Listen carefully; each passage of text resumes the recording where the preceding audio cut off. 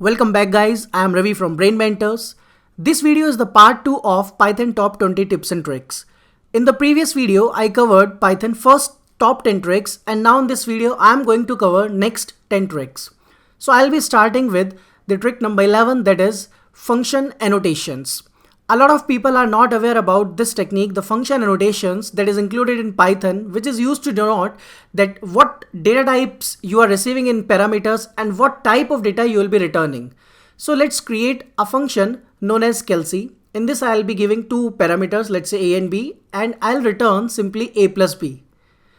Okay, now I'll call Kelsey function, and this is a very simple one. There is nothing new till now in this thing. So I'll just pass 4, 5. Okay, that's it. Now, what if I want to tell that a will be a type of integer, b will also be a type of integer, and in return, I will return something integer value. So here I am telling my developer or anyone who is looking at my code that I'll be taking two integer value and returning another integer. So now if I'll run this code, it will give you simple a plus b, that is sum is 9. You can do one more thing. You can print the annotations as well. So let's write a print statement for that. Annotations are comma Kelsey and then dot double underscore annotations and then again double underscore. So this is an attribute used to print the annotations. So let's see what it will print. It is telling you that a belongs to class int, b also class int, and it is going to return again the object of class int. So this is a concept of function annotation. Let's take another example of it. I'll create a function temperature convert. So I'll receive a value in Celsius, and in return I am using a formula 9 divided by 5 and let's say plus c into 32. And now if I want to tell my developer that I'll be receiving a value in Celsius, and it will be understandable for that I am receiving some sort of float value which is a Celsius for me. I am treating this value as a Celsius, and now in return I will give you a temperature that is being converted into Fahrenheit at the end. So this is also annotation that I can provide here. So it's not necessary that I will write int float something. I can also write these strings as well here, and this is 9 divided by 5 into c plus 32 here. Okay, now c is receiving some temperature in Celsius and my function is returning temperature in Fahrenheit. This I am telling to my any of the developer who is looking at this code. I'll call this function temp convert, pass a value. Now let's put this function in a print statement and let's write temperature is, and let's print this temperature being converted into Fahrenheit.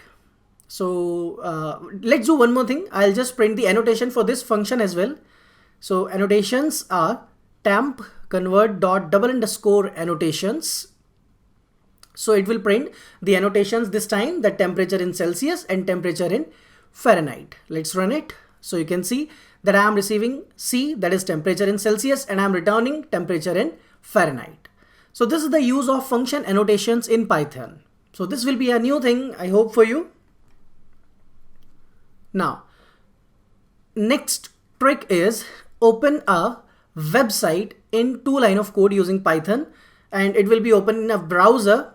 Okay, so there is a predefined package for that, which is known as web browser. So we have a web browser package, and there is a open predefined method. You just have to pass any of the website like www.facebook.com, google.com or anything.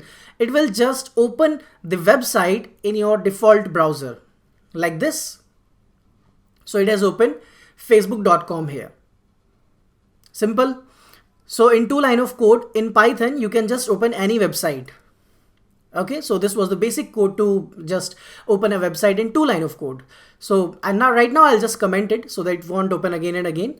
Now the next trick is, so I'm going to print a calendar now. We can print a calendar of a year, of a month, whatever we want. So let's import the calendar package. There is a predefined package known as calendar. And inside this calendar package, there is a predefined method known as calendar, in which we have to pass the year. So let's pass 2020, that is 2020, and let's write one more print statement, that is calendar of the year 2020, and then we'll run this program and you will see the calendar printed in a very well format, exactly like you see in the calendar. So you can see the calendar of 2020 in front of you. In just 2 lines of code again, you can just print the calendar of a year. Now if I want to, let's say, print the calendar of a month, then there is a calendar.month method I can use. So I'll just write print calendar and then dot month. And inside month, you have to pass 2 arguments, the year and the month. So let's say 2020 and the month is 6. So now I'll print here that I'm printing the calendar of year 2020 June. Okay, so I'll write calendar of June 2020 and then run this program. That's it. You can see the calendar of June. Again, simple trick that you can just print calendar in 2 or 3 lines of code. Okay. Now after that, we'll move toward the next trick, and these are the tips and tricks that will help you a lot in the future. So the next trick is the zip and the longest zip function. So very handy, very useful functions we have in Python, zip and longest zip. Let's say I have 2 or more lists and I want to combine them. Let's say I have a names is equals to, let's write few of the names, John, Tom, Smith, and something like Will. So I have 4 names here. And now I have some other variable with that, assign some variable like scores something, or salary or marks, anything you can take. So now I have marks 67, 77, 69, 78 like this. Now I want to combine these 2 things, these 2 lists using zip function. I can do that. So I'll just write names comma marks. What it will do is it will combine John with 67, Tom with 77, Smith with 69, and Will with 78. And then you will receive an object. So by default, zip will return object for you. So you can iterate that object, you can convert that object. So right now I'm just showing you the output of this zip function. Okay, so it will print an object for you. So I'm writing it as a comment here. Okay. Now let's run this program and you will see in output zip object at this address. Okay, so I have 2 ways. Either I'll convert this zip into a list or I'll just iterate it. So here we will typecast it into a list. So there is a predefined list function we have in Python, and I can just pass this zip statement into list parameter. So let's print and just pass this zip into a list parameter. Now you will see the output what exactly we did in zip. So after zip and list, let's run this program now and you will see that John with 67, Tom with 77. So the outputs are combined here. My 2 lists are combined with each other at the same indexes. So that's what zip function do for you. You can also iterate that. But what if I have 5 names or 6 names instead of 4? But I have marks only for the 4 students. What will happen if I have 2 other candidates like Jim and Tony, something like that? I have 2 other names, but I do not have marks for these 2 extra students. So now what will happen? So these 4 will be considered with these, but which of the marks will be calculated for the Jim and Tony? So let's see the run. Let's run it. And these 2 extra names are not considered in zip function. So that is, you can say that is a drawback of it. So here comes the zip longest. So we have a predefined package ITER tools, which I'm going to import right now.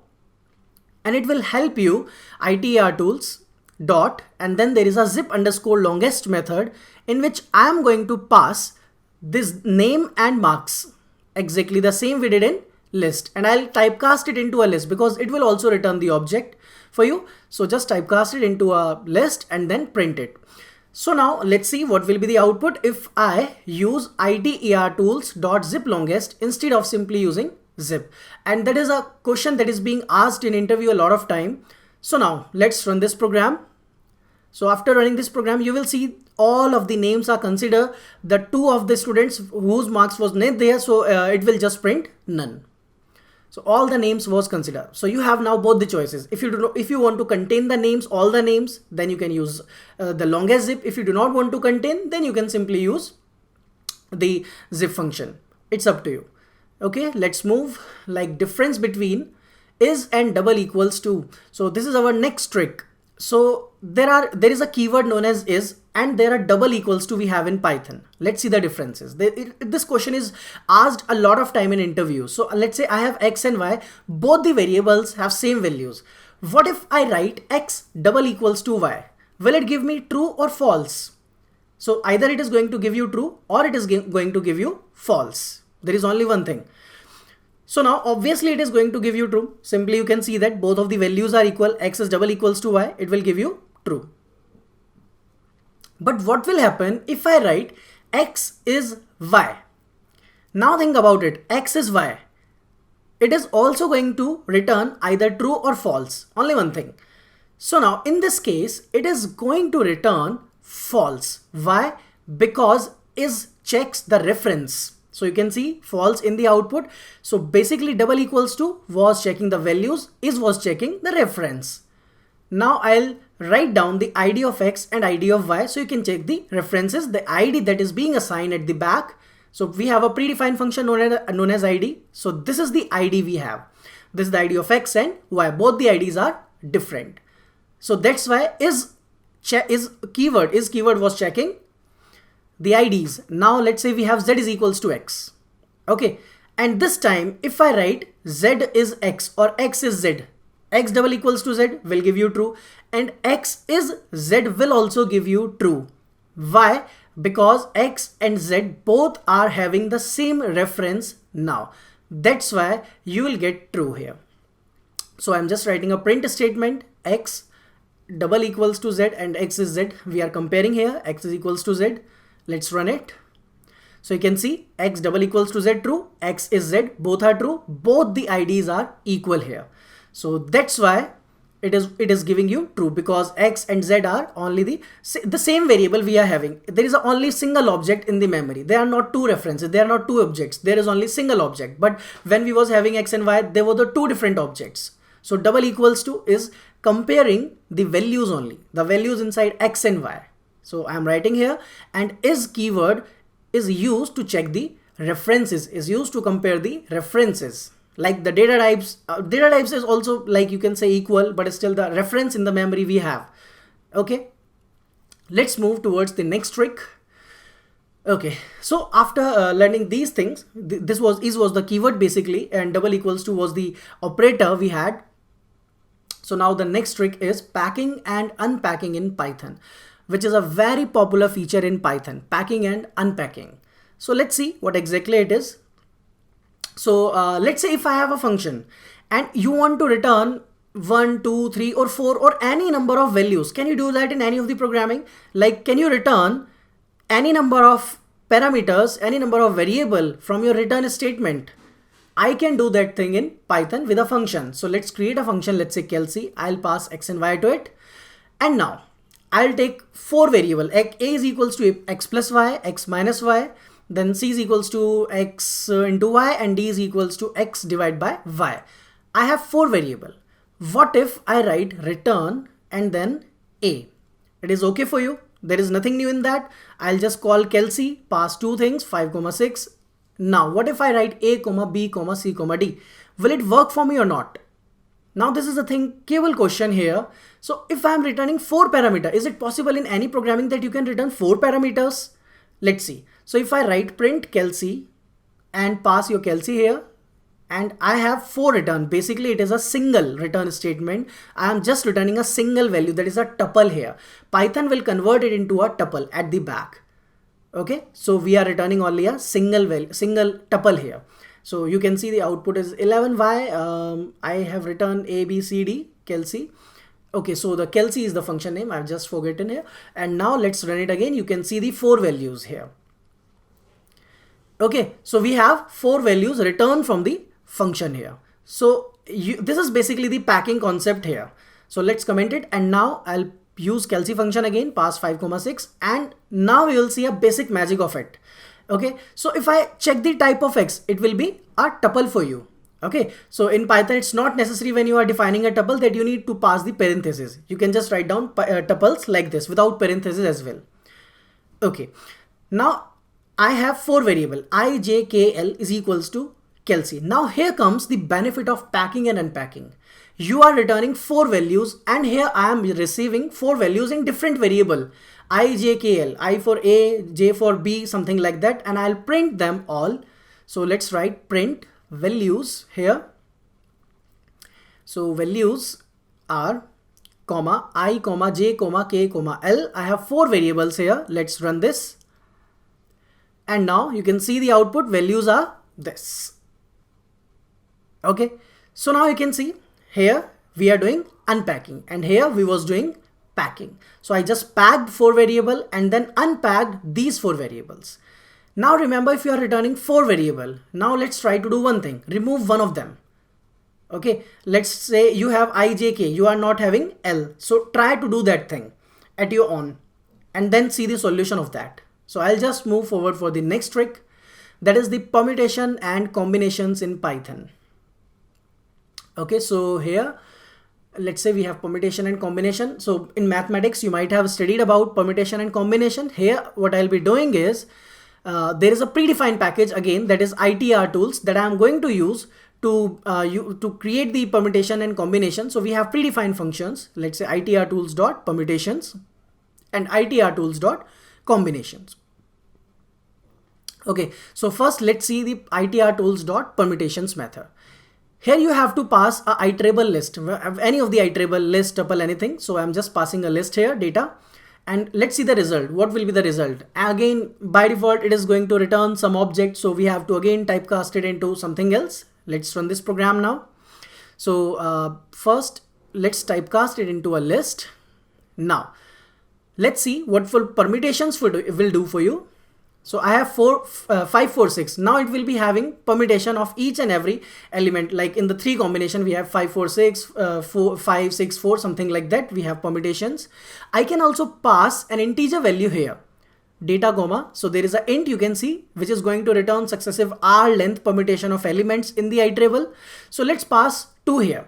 Okay, now we'll have the data in combination of 2 values. In each tuple we have 2 values, 5, 4, 5, 6, 4, 5 and something like that. So this is the example of permutation. So really very easy to implement the permutation, and similarly combinations are also easy to implement. Just pass the data in it and now pass the number of combination. Basically the one combination, how many values there will be in one combination. I want 2 values. Let's print the combinations, comma, and again I have to typecast it into a list. And then let's if you will run this program, let's see what will happen. First it is going to print the permutations, and then now you can see the combination. Okay, I just mentioned 2 there, that's why we was having the in combination of 2, 5, 4, 5, 6, 4, 5, something like that. Okay, so if I pass more values, and then we'll see the combinations here, 5, 4, 5, 6, 5, 5, 5, 6, something. All the combinations are available for you. So you can check and try with different values. You can just do the experiment from your side. So if I change the values 1, 2, 3, 4, 5, something like that, again combinations will be something else according to the data, whatever data you have. Okay, so this is the example of permutation and combinations in Python. So really very easy to implement Python permutation and combination in Python programming. So you just need to learn itrtools package perfectly. Okay. Now we'll just move forward. So the next trick is that we can convert any number to ASCII, or basically we can check ASCII to character or character to ASCII using simple functions. So there is a ORD and then there is a CHR. We have 2 predefined functions. I'm going to use them in Python. The quick functions we have ORD, pass A. In return, it will give you the ASCII number of A. Okay, so it will give you 97, obviously, because the ASCII of small a is 97. So ASCII of A is comma ASC variable. Let's print it. You have ASCII of A is 97. That's it. So whenever you have to find out ASCII of anything, just use ORD. In vice versa, we have CHR function. I'm passing 65. In return, you will get capital A, because 65 is the ASCII number of capital A. So if you are given with any ASCII number and you have to find out the character present at that particular ASCII number, you can use CHR function. That is again a predefined function for us. So char at 65 ASCII is char. Let's run this. So we have char at 65 ASCII is capital A. That's it. Simple trick. Okay. Now we'll move forward. So you can just get the ASCII to character or character to ASCII anytime. Okay. Now, after implementing these predefined functions ORD and CHR, next trick is image downloader. How to create a image downloader in Python in just 2 or 3 lines of code again. So if you are provided with any URL, so you have to use a package known as urllib.request in Python 3. We have to use this package. So you can just hit any of the URL. So there are URL retrieve and URL open, two methods. So right now I'm going to use URL retrieve for that. Pass the URL and then the name of file that you want. You can download MP3 files, videos, images, anything using this method. So just write URL retrieve, pass the URL of JPG, MP3, MP4, any URL you can pass here. So let's search for a logo of Python on Google. So let's go to images, search for the Python logo here, and let's get any one of them. Okay, then let's right click here and copy image address, and then I'll just print it. I'll just paste this URL in first parameter here. Now this is the first parameter. Second parameter will be the name of file you want to keep. So I'll just name it as image.jpg, png, whatever you want. Just run this code in 2 lines of code. You can download an image from internet. Let's run this code. And right now in my folder, I do not have any image. Right now you can see there is no image. Okay. There is image folder, that's different thing, but you can see there is no image stored here. Okay, this is image folder. This is something different now. So you will see a downloaded image at this location only, named as image.png. After running this program, you can see image.png has been created here. This is the image I have downloaded from internet using 2 lines of Python code. That's it. Simple one. Okay, so in just 2 lines of code, we can create a Python image downloader, or it could be used as a video, MP3 file downloader, anything. You just have to pass the URL and the file name. That's it. Okay, so I hope you are loving these tricks, because in 2 or 3 lines of code, you are doing a lot of things. Now our next trick will be play music using Python. So I can just play music using Python programming again in 2 or 3 lines of code. Okay, so how I am going to do that? Using OS package, that is operating system. OS is a very useful package we have in Python. So first thing is you need to do is set path of your music directory, because by default, if I am using a method chdir, which can be used to set the path of your music directory. So let's say in my case, I have a users folder. In that folder, we have the ASUS folder I have, and the music files are stored in my music folder there. Okay. So just remember that you have to use / either, or just write R for row strings before double quotes or single quote. Now I'll just use os.listdir. What it will do is it will get all the files present at that particular location in that directory, whatever you have. So we can do one thing. I'll just use a random package so that it will play any random song from my music directory. So I'll use random.choice and pass all songs to it. In return, I'll get any one random song. Okay, and I'll just write now os.start file, which is again a predefined method. So just pass the song in it, and if you'll run this program, it will run a random song from your music directory. Any one song it will start. Okay, so after running this code, now a music is running in the background. Okay. So that's how you can just play music in Python in just again 3 to 4 lines of code. That's it. The only thing I'm doing here is I'm passing a directory here. I'm passing the music folder path here. And in these 4 lines of code, I can play any music file.